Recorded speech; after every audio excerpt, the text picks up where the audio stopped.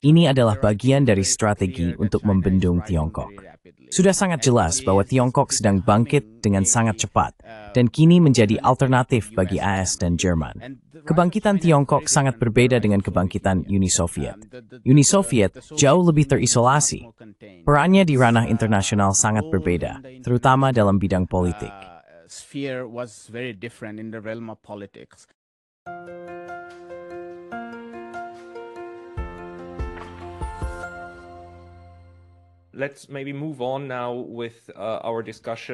Mari kita lanjutkan diskusi kita dan berbicara sedikit lebih banyak tentang pekerjaan Anda di saluran Anda sendiri, Global Left Perspective, yang sedang Anda kembangkan.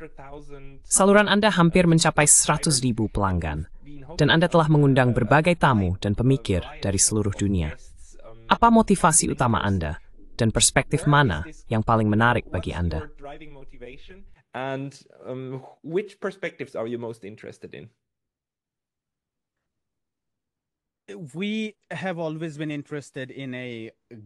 Kami selalu tertarik pada dialog global, mengingat kita hidup di dunia yang semakin terhubung, dan suara-suara yang paling terdengar justru berasal dari korporasi besar, para pebisnis besar, yang kini semakin mendunia.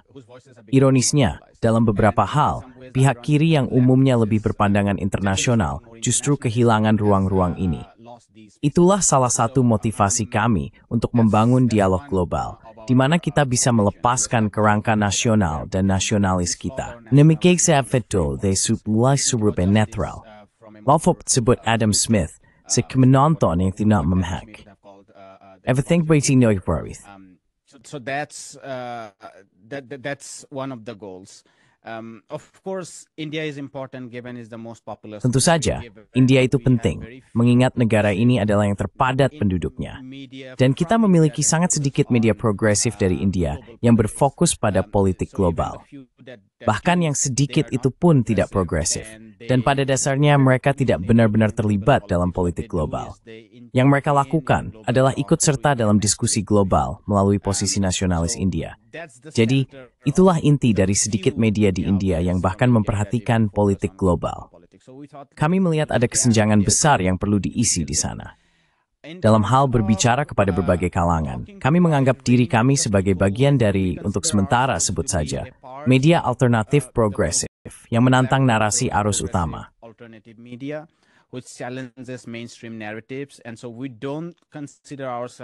Kami tidak menganggap diri kami sendirian dalam hal ini. Yang kami coba lakukan adalah mengikuti sebagian besar media progresif dan apa yang mereka lakukan. Lalu kami berusaha menambahkan sesuatu yang baru. Tentu saja, terkadang kami harus mengandalkan wajah-wajah yang sama karena kondisi pasar, algoritma, dan aksesibilitas, di mana Anda perlu menghadirkan suara-suara yang serupa. Namun, meskipun kami menghadirkan suara yang sama, kami berusaha mengajukan pertanyaan yang berbeda. Bukan karena kami menganggap pertanyaan yang paling penting, tetapi karena kami pikir itu akan menambah perspektif yang berbeda di ruang bersama ini, yang kami anggap sebagai bagi kami juga. Ya, saya rasa disitulah posisi kami saat ini. That's where we are at, and yeah. Saya ingin kembali ke wawancara Anda dengan John Mearsheimer, karena salah satu hal yang sangat saya sukai adalah Anda memberikan tanggapan kritis. Maksud saya, Anda menyoroti satu poin yang menurut saya, dan saya harus katakan, John Mearsheimer adalah seseorang yang sangat saya hormati, karena saya melihatnya sangat jujur secara intelektual dalam mempertahankan teorinya. Dan juga karena ia punya keberanian, misalnya, untuk menulis sebuah buku penuh dan berdiri di belakang lobi Israel. Menurut saya, ini layak mendapat banyak pujian. Namun, di saat yang sama, ia tampak memiliki semacam titik buta ketika membahas Tiongkok atau India, yang Anda soroti dan Anda dorong dalam diskusi tersebut. Apa hal utama yang Anda dapatkan dari diskusi Anda dengannya?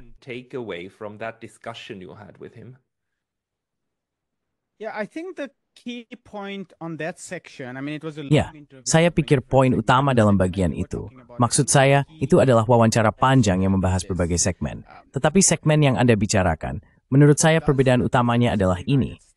Apakah kehadiran Amerika Serikat di Asia menciptakan polarisasi yang lebih besar, sehingga memperbesar konflik perbatasan atau konflik wilayah sengketa menjadi konflik kepentingan strategis yang jauh lebih besar. Atau justru negara-negara Asia ini memang tidak bisa menerima satu sama lain, terus-menerus berperang, dan Amerika Serikat yang masuk untuk mencoba menciptakan secara efektif tatanan kepolisian di kawasan tersebut.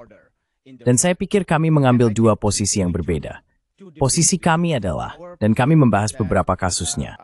And we discussed some of the cases. We discussed India, China. We discussed Taiwan case, which is completely India dan Tiongkok. Kami membahas kasus Taiwan yang sepenuhnya berbeda, dan kami sempat membahas Jepang, tetapi kami tidak dapat membahasnya secara mendalam. Namun, posisi kami adalah bahwa meskipun Tiongkok dan Jepang memiliki konflik atas Kepulauan Senkaku atau Diaoyu, itu tidak berarti mereka tidak bisa hidup berdampingan. Hambatan yang lebih besar justru adalah penempatan 50.000 pasukan di Okinawa dan di beberapa pangkalan lain di Jepang. Dan itu bukan hanya di Jepang, ada juga di Korea, hingga ke Filipina, termasuk Guam, bahkan sampai ke Thailand. Ada banyak pangkalan yang dipertahankan Amerika Serikat yang menampung lebih dari 100.000 personel militer Amerika Serikat. Dan itu menciptakan pengepungan besar-besaran yang justru memperburuk eskalasi konflik ini. And that is escalating these conflicts. And the reason we say that. Dan alasan kami mengatakan hal itu adalah karena di Asia Tengah, di mana jejak Amerika Serikat jauh lebih kecil, dan yang dulunya juga sama-sama penuh ketegangan, Tiongkok dan negara-negara Asia Tengah mampu menyelesaikan perselisihan mereka dengan jauh lebih damai. Dan John Mearsheimer, Profesor Mearsheimer, memiliki pandangan yang berbeda. Ia berpikir bahwa entah bagaimana negara-negara Asia ini tidak dapat mengelola konflik mereka sendiri, sehingga Amerika Serikat harus hadir sebagai kekuatan penegak hukum. Itu juga sejalan dengan gagasannya untuk membendung Tiongkok. Saya tidak pernah benar-benar bisa memahami mengapa ia berpikir bahwa Tiongkok yang harus dibendung dan bukan Amerika Serikat. Bahkan jika, menurut teorinya, kekuatan besar akan selalu berada dalam konflik, mengapa Amerika Serikat yang tidak boleh dibendung, bukan sebaliknya? Maksud saya, kecuali dari sudut pandang nasionalis, let's say anything, the Mnaward, it's intikadum tami. As I see was the crux of our conflict. Ya, jika saya memahaminya dengan benar, maka jawabannya mungkin adalah tidak. Jika Tiongkok memiliki kekuatan, mereka akan mencoba membendung Amerika Serikat. Tetapi karena mereka tidak memilikinya, masih menjadi kepentingan terbaik Amerika Serikat untuk melakukannya. Namun di sini saya juga tidak setuju dengannya. Tapi kenapa kita berpikir? Tapi kemudian pertanyaannya, kenapa kita memihak Amerika Serikat? Maksud saya, bahkan jika itu bagian lain dari perdebatan, tidak ada bukti bahwa Tiongkok akan mencoba menahan, lupakan Amerika Serikat. Maksud saya, lihat saja sejarah Jepang dan Tiongkok. Dalam 1000 tahun sejarah, Tiongkok tidak pernah menaklukkan Jepang. Ekspansi Jepang sudah dimulai sejak tahun 1990-an, dan kemudian secara besar-besaran sejak 1994, ketika Perang Tiongkok-Jepang menyebabkan Jepang mengambil alih Taiwan dari Tiongkok. Lalu pada tahun 1931, Jepang menginvasi Tiongkok Timur Laut, mengambil alih Manchuria, dan mendirikan Manchukuo. Sekali lagi, Jepang menginvasi pada tahun 1937. Lalu kita memasuki era Perang Dingin, di mana Jepang langsung diserap ke dalam Kekaisaran AS. Jadi itu adalah diskusi yang berbeda. Apakah kita punya bukti bahwa Tiongkok akan mencoba bersaing? Tetapi pertanyaan itu, bahkan juga bukti, si Rathwen Dechu. There is no evidence. I don't think that would happen. We are living at an age of extreme nationalism. Kita hidup di zaman nasionalisme yang ekstrem. Maksud saya, bayangkan saja, pembicaraan tentang pengambil alihan bandara di Uganda karena beberapa pembayaran utang tidak bisa dikembalikan memicu kegemparan besar, dan pihak Tiongkok akhirnya harus mundur. Lalu, coba pikirkan tentang Tiongkok yang menyerang Jepang. Maksud saya, itu benar-benar tidak masuk akal untuk dibayangkan di era hipernasionalisme seperti sekarang. Tapi pertanyaannya tetap, bahkan jika Anda berpikir bahwa Tiongkok akan mencoba membendung Amerika Serikat, mengapa kita harus berpihak pada Amerika Serikat yang membendung Tiongkok, bukan sebaliknya? Menurut saya, Anda harus punya dua dasar argumen. Entah Anda berkata, saya seorang nasionalis, maksud saya, nasionalis Amerika, atau Anda berkata, saya merasa sistem AS lebih baik daripada sistem Tiongkok. Dan menurut saya, kedua alasan itu sama-sama lemah. Yeah, and don't. And I think it's weak on either ground. No, and don't get me wrong. I mean, I don't share that point of his. Dan jangan salah paham, maksud saya tidak sependapat dengannya. Tentu saja. Yang saya yakini adalah dia tidak memikirkannya dalam hal mana yang lebih baik atau lebih buruk, melainkan mana yang dari dinamika kekuasaan paling masuk akal bagi negara-negara tersebut. Jadi saya tidak berpikir ini adalah sebuah preskripsi moral. Saya rasa dia percaya bahwa ini adalah cara paling rasional bagi Amerika Serikat untuk mendekati Tiongkok. Karena menurut teorinya, Eddie Spinks kekuatan besar untuk berinteraksi dengan Tiongkok. Jadi paham, itu sudah first berinteraksi, oke? Somehow you need to interact, right? I mean, it's unthinkable that these two completely. Maksud saya, tidak terpikirkan bahwa kedua pihak ini benar-benar akan, Anda tahu, berhenti dan memutuskan semua hubungan. Tapi titik buta yang saya lihat juga adalah cara isu ini dibingkai, seolah-olah kebangkitan Tiongkok pada akhirnya adalah kesalahan kebijakan luar negeri Amerika Serikat, karena membiarkan Tiongkok bangkit. Adalah sesuatu yang juga sering saya temui di Eropa. Dan saya penasaran dengan pandangan Anda tentang hal ini. Bahwa, Anda tahu, orang Eropa dan Euro-Amerika melihat segala sesuatu sebagai faktor, sebagai hasil dari tindakan mereka sendiri. Apakah India, Tiongkok, dan negara lain mungkin suatu saat bisa melawan persepsi seperti ini?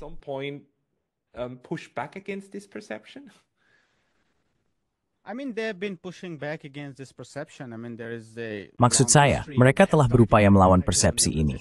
Ada sejarah panjang mengenai hal itu, dimulai dari gerakan perlawanan anti-kolonial dan seterusnya. Bahkan selama masa pasca kolonial, negara-negara ini telah mengatakan, jangan menggurui kami. Jika ingin memberikan saran yang membangun, silakan. Tapi hanya itu, silakan pergi. Namun menurut saya, ini adalah pola pikir yang suka menggurui orang lain. Mengenai anggapan bahwa Amerika Serikat membiarkan Tiongkok bangkit. Ada sejarah panjang yang harus dibahas. Tapi menurut saya itu keliru. Tiongkok juga memainkan peran yang sama pentingnya dalam memungkinkan pertumbuhan yang lebih besar di Amerika Serikat. Dan itu terjadi dengan mengorbankan Eropa.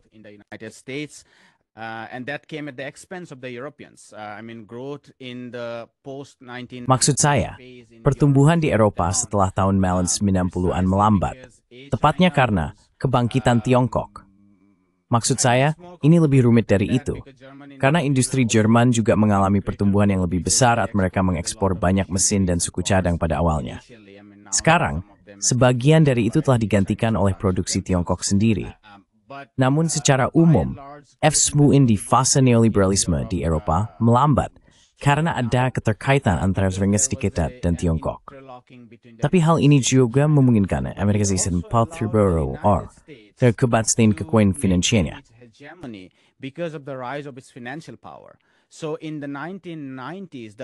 Jadi tahun 90-an, awal 90-an, bank-bank es sangat kecil. Bank-bank di es pada kenyataannya sangat bersifat lokal. Pada tahun 94, Undang-Undang Interstate Banking and Branching yang sesungguhnya disahkan, yang memungkinkan bank-bank lokal untuk menjadi bank nasional dan berkembang lebih besar. Semua itu berpuncak pada tahun 1999 dengan dicabutnya Glass-Steagall yang memungkinkan bank komersial bergabung dengan bank investasi dan perusahaan asuransi. Hal ini menyebabkan munculnya institusi-institusi raksasa seperti Wells Fargo, Bank of America, Goldman Sachs, Citigroup yang mendominasi dunia.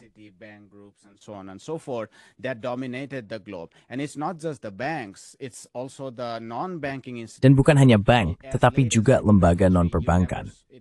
Jadi, hingga tahun 1993, belum pernah ada kelas manajemen aset alternatif yang signifikan. Tidak ada pasar modal Ventura yang aktif, tidak ada manajer hedge fund yang aktif, dan tidak ada private equity yang signifikan. Maka kita melihat kemunculan besar BlackRock dan Vanguard, berbagai perusahaan seperti Citadel LLC, para manajer hedge fund ini, private equity, dan modal Ventura di Silicon Valley, justru karena mereka mampu melakukan over-financialization. Dan sebagian alasan mereka bisa melakukan over-financialization adalah karena ekspor Tiongkok, ekspor modal, berarti semua aset cadangan Tiongkok dimasukkan ke pasar Treasury, yang berarti Amerika Serikat bisa dengan mudah dan murah meminjam dari pasar internasional, yang memungkinkan mereka menahan suku bunga tetap rendah.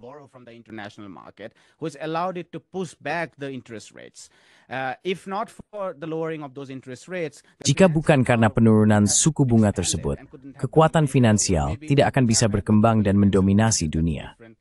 Mungkin kita tidak akan mengalami krisis keuangan global, itu adalah kemungkinan lain. Tetapi ia tidak akan melihat manajer aset senilai $10 triliun seperti BlackRock dan Vanguard, atau entitas korporasi besar seperti Magnificent Seven, dan seterusnya. Tanpa transformasi ini, di mana ekspor barang-barang murah dari Tiongkok menekan inflasi tetap rendah, The Fed bisa terus menurunkan suku bunga. Dan AS bisa memiliki kapasitas pinjaman yang tidak biasa, yang memungkinkannya memberikan stimulus fiskal besar-besaran, sesuatu yang tidak bisa dilakukan oleh Eropa.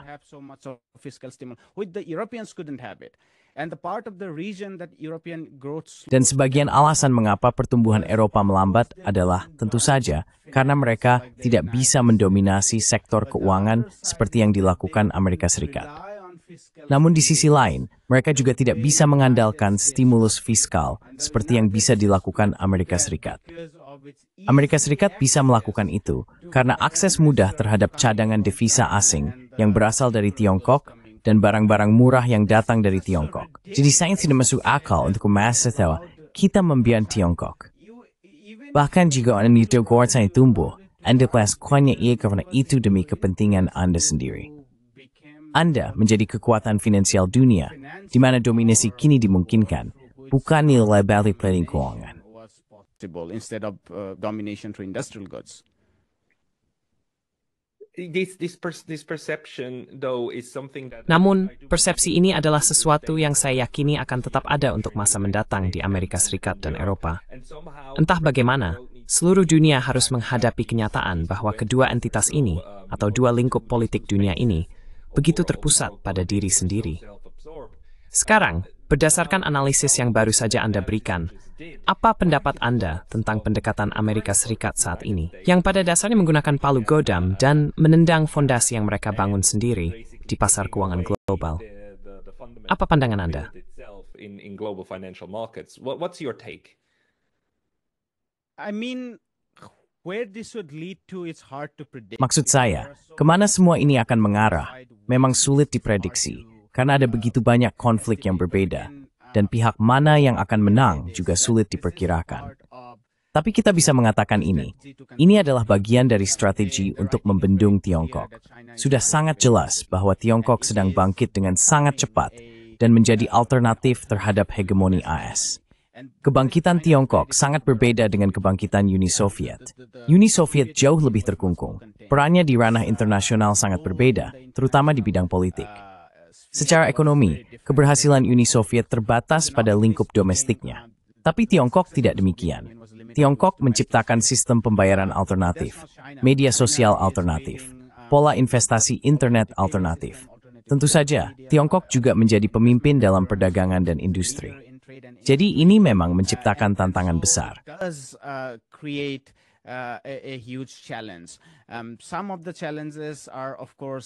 Beberapa tantangan tentu saja sering disalahpahami. Misalnya, saya tidak berpikir Tiongkok akan pernah bisa menyaingi Amerika Serikat dalam kekuatan finansial, karena di Tiongkok sama sekali tidak ada kelas finansial. Pasar saham sangat ditekan melalui kepemilikan besar oleh lembaga keuangan negara. Tidak ada manajer hedge fund dan pemain ekuitas swasta dan sebagainya. Semua itu dikendalikan. Tingkat tertinggi dari modal sangat dikontrol oleh negara. Jadi mereka tidak memiliki alternatif-alternatif ini. Namun dalam hal infrastruktur nyata, mereka memang memiliki alternatif-alternatif tersebut. Jadi menurut saya, alasan mengapa kita melihat hal ini sangat jelas. Tujuannya untuk membendung Tiongkok. Tetapi untuk mengatakan kemana hal ini akan mengarah sangatlah sulit. Karena ada begitu banyak konflik kepentingan.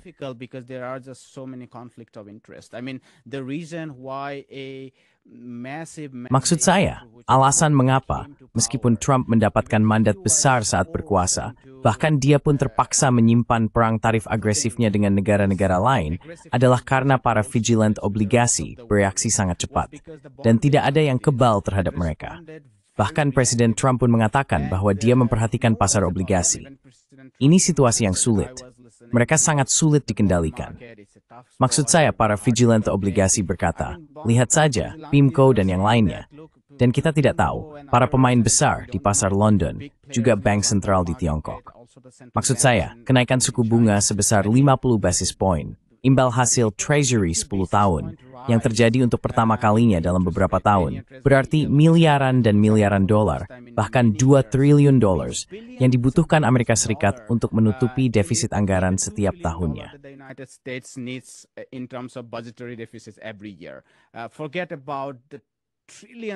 Lupakan tentang triliunan dolar, 110% dari PDB dalam bentuk utang yang sudah dimiliki, yang berarti bahwa kenaikan imbal hasil Treasury jauh lebih signifikan daripada karikatur yang dibuat Elon Musk dan Doge tentang penghematan mungkin 100 miliar atau 60 miliar.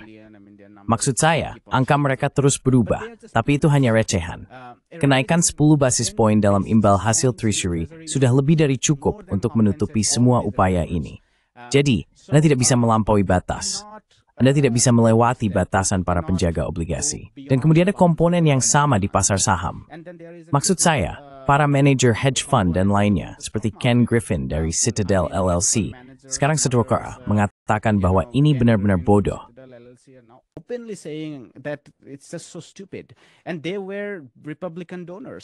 Dan mereka adalah para donor Partai Republik. Mereka mengatakan bahwa ini benar-benar sangat bodoh. Kita tidak bisa mengembalikan industri manufaktur seperti yang sedang kita bicarakan, karena ada banyak survei yang menunjukkan bahwa orang Amerika tidak mau melakukan beberapa pekerjaan yang biasa dilakukan oleh orang Tiongkok, karena memang ada perbedaan tingkat pendapatan. Bahkan perusahaan multinasional seperti Nvidia dan Apple sangat bergantung pada operasi mereka di Tiongkok dan Taiwan. Dan mereka tidak terlalu senang dengan hal itu. Terakhir, kelompok donor di sektor teknologi yang sangat banyak berinvestasi dalam kampanye Trump, triliunan aset sedang terhapus karena ketidakpastian yang ditimbulkan oleh hal ini.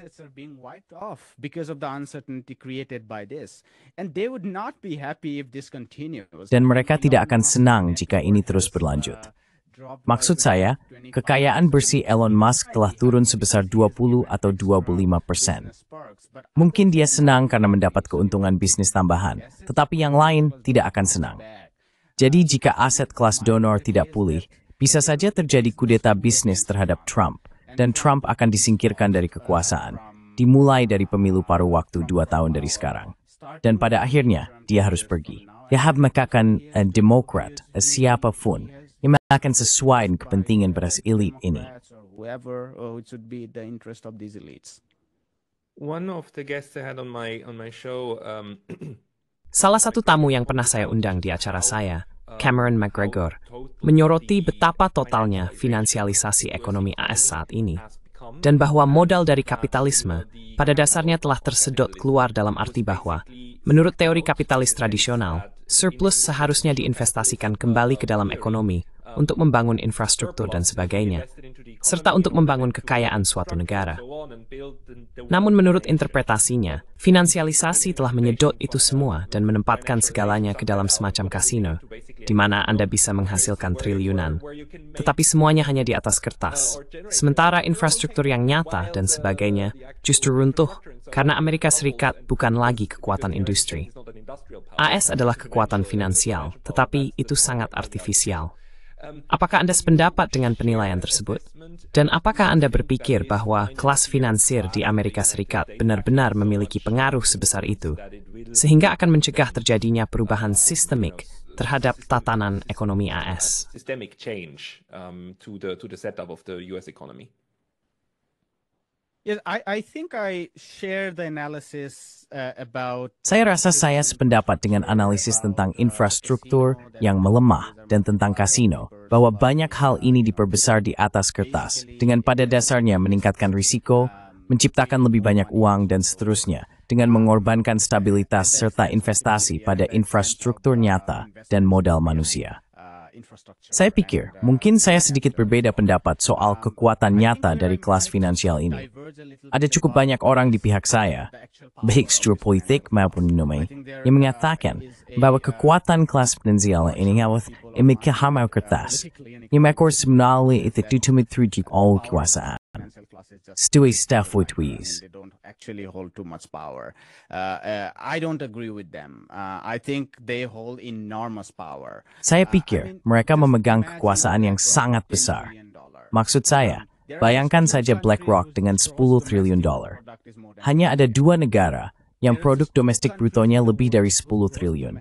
Hanya ada 2 negara di dunia dengan produk domestik bruto yang tidak dikendalikan oleh satu entitas pun. Ini dikendalikan oleh segelintir orang. 10 triliun. Mereka adalah manajer aset profesional yang mengelola uang sebesar 10 triliun dolar. Jadi keputusan mereka untuk memindahkan uang dari satu tempat ke tempat lain bisa mengubah suku bunga, mengubah kebijakan The Fed. Apakah mereka akan memangkas suku bunga atau tidak? Mereka sangat memengaruhi keputusan publik, kebijakan publik, kemana investasi mengalir, dan seterusnya. Policies where investment goes and so on and so forth. I mean, you can go on and on. How there's Maksud saya, Anda bisa terus membahas bagaimana mereka mampu mempengaruhi kekuasaan di dalam tatanan politik dan ekonomi. Bahkan, pikirkan saja tentang Trump yang naik ke tampuk kekuasaan dengan kemenangan besar-besaran. Sebagian alasannya adalah karena dia mendapat cek senilai 250 juta dari Elon Musk. Sebagian dari itu adalah X, sebagian lagi adalah 250 juta, yang berarti bahkan politik pun telah sepenuhnya dibajak oleh uang. Presenters dan Molly's as they forward politik AS, at Wimgif ke kanan kemudian Palestina. Ketika uang Zionis. Selain kepentingan strategis, uang lagi merkas. Apart from the strategic interest, it's the money that controls. Even the universities towing. Bahkan universitas-universitas pun mengikuti garis kebijakan lobi Zionis karena mereka menguasai banyak aset. Jadi menurut saya, kelas finansial ini sangatlah kuat. Saya tidak melihat adanya penurunan kekuatan mereka. Apakah akan ada penurunan ekonomi? Saya pikir akan ada. Maksud saya, Amerika Serikat akan memasuki fase pertumbuhan yang jauh lebih lambat kecuali dan sampai mereka membalikan keadaan. Namun jika pertanyaannya tentang kekuatan kelas finansial, mereka tetap menjadi kelompok yang paling dominan dan kuat dalam ekonomi global. Dan saya tidak melihat adanya alternatif. In wakil author Menko Altolaistan Sembrosol of kelas Bengal. Offers an alternative in terms of financial class. Should it though? I mean, do you think that China is a systemic? Apakah menurut Anda Tiongkok sebagai rival sistemik Amerika Serikat dan mungkin juga Rusia sampai tingkat tertentu seharusnya menyediakan jenis finansialisasi seperti ini untuk pasar global? Atau apakah penting bagi mereka untuk tidak melakukannya demi mempertahankan basis industri seperti yang mereka miliki? Karena dalam arti tertentu, argumennya adalah bahwa finansialisasi ini telah mengikis basis industri Amerika Serikat.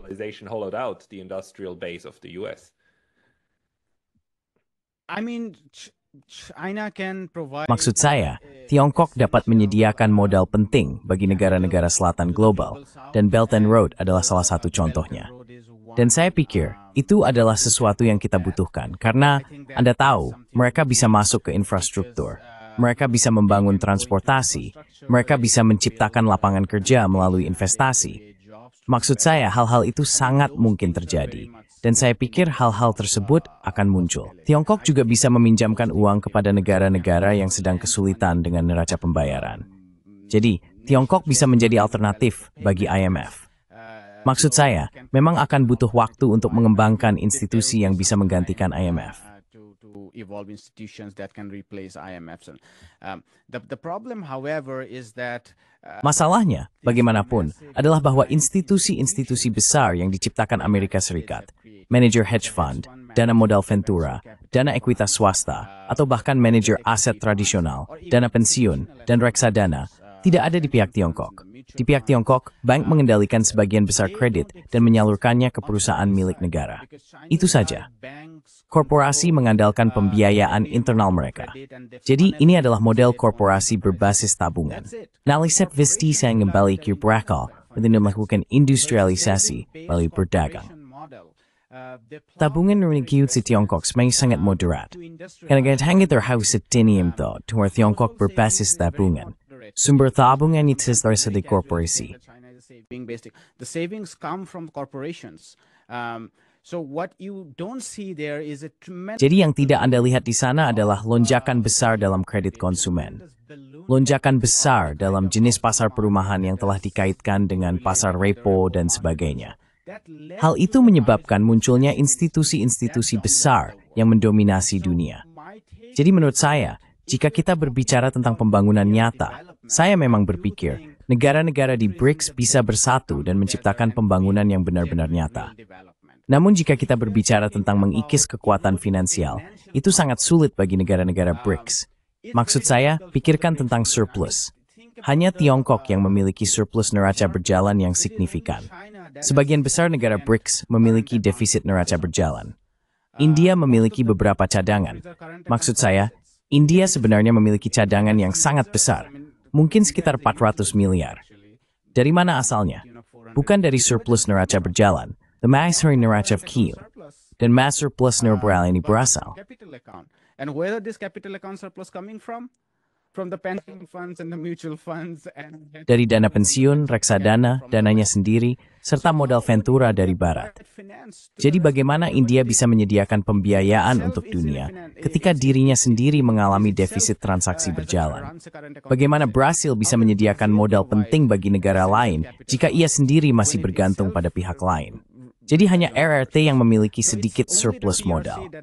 Namun surplus modal itu pun disalurkan dengan cara yang sangat berbeda, yaitu sebagai cadangan devisa. Sekarang, RRT narwurtap mahapwal with the catalyst keluar FDI. Chaz melalui semua proyek Belt and Road dan pembangunan infrastruktur at bank entity mamis. Is ingin swordfully it's entity anything in manager as this put. To replace the asset managers, and that's where I think. Dan disitulah saya rasa, saya tidak melihat Tiongkok mengambil alih kekuatan finansial. Saya tidak berpikir mereka seharusnya melakukannya.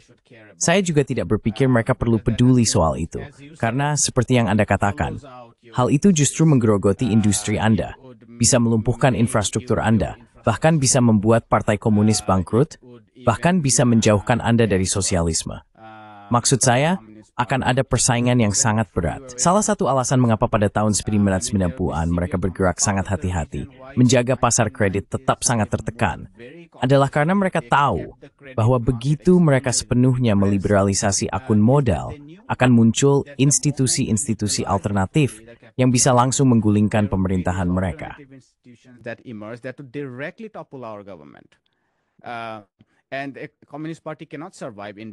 Dan Partai Komunis tidak bisa bertahan dalam situasi seperti ini, dalam dinamika seperti ini. Jadi saya rasa Tiongkok tidak seharusnya melakukan itu. Dan saya juga tidak berpikir Tiongkok akan melakukannya. Bagaimana Barat akan melangkah? Itu tebakan siapa saja. Apakah mereka akan mati secara perlahan? Apakah politik yang lebih baik akan menggantikannya? Saya tidak tahu. Tapi ya, kebangkitan Asia tidak bisa dihentikan. Dan memang seharusnya tidak bisa dihentikan, karena mayoritas populasi ada di sana. Jadi jika Anda berpikir bahwa sekitar 300 hingga 400 juta orang seharusnya memiliki bagian kue dunia yang lebih besar daripada 1, miliar orang di Asia Selatan, itu sangat tidak masuk akal. Jadi saya pikir kebangkitan Asia sudah pasti. Kemana AS akan melangkah? Saya tidak tahu. Where the US would go, I don't know. Yeah, it's a good thing. It's a good thing. Ya, itu hal yang baik. Itu hal yang baik. Memiliki bukan hanya beberapa ratus juta, tetapi memiliki beberapa miliar orang di kelas menengah. Dan bobot ekonomi yang menyertainya adalah hal yang baik. Jadi saya pikir kita harus menantikan hal ini. Dan Jyotisman, kamu adalah salah satu orang yang terus-menerus memberi kami pembaruan tentang apa yang sedang terjadi. Orang-orang yang ingin mengikuti kamu, tentu saja harus mengikuti kanalmu, India and Global Left. After get the mask sheen bands to Matskran, and to with EASV to SEP. Anywhere else where you publish or where people should find you? We have started a Substack. Kami telah memulai sebuah Substack, di mana kami menerbitkan analisis mendalam tentang peristiwa terkini di seluruh dunia. Jadi silakan berlangganan di sana. YouTube kami adalah saluran utama, dan kami juga memiliki sejumlah akun media sosial yang terhubung dengan saluran YouTube kami, yang bisa diakses di sana. Jadi ya, itulah platform utama kami, India dan Kiri Global. That's our main platform, India and Global Left. I'll put the link Saya semenautannya di deskripsi. and Dan Jyothishman Mudiar, makanini the breaking. time today. Thanks so Strum much Tights for Pascal, your Paisignaling it Smoke Min Booth, Spangpol. conversation.